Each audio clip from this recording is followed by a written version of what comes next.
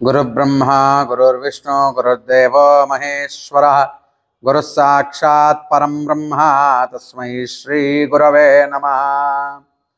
मनोजवं मारुततुल्यवेगं जितेन्द्रियं बुद्धिमतां वरिष्ठं वातात्मजं वानरयूथमुख्यं श्रीरामदूतं शिरसा नमामि।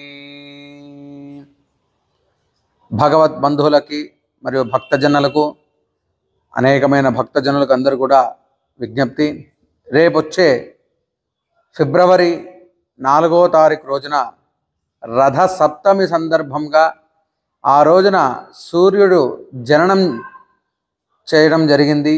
ఆ రోజున ఎవరైతే ఉదయాన్నే సూర్యోదయ పూర్వము కనుక ఎవరైతే సూర్యుని నమస్కరించుకుంటూ జిల్లేడు ఆకులను శిరస్సు మీద ధరించి స్నానం చేసినారో వారికి అన్నీ కూడా శుభములు కలుగును.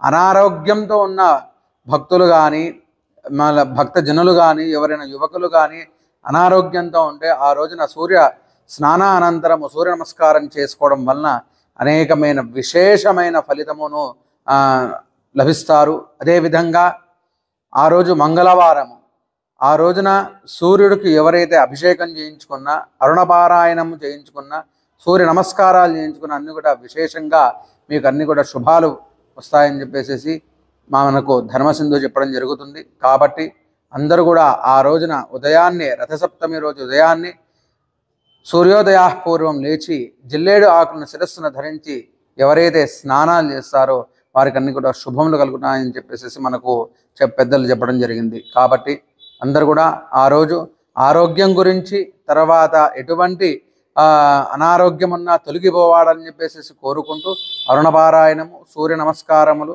ఆదిత్య హృదయమును పఠించినారో వారికి అన్ని కూడా శుభములు కలుగుతాయని చెప్పేసి మనవి.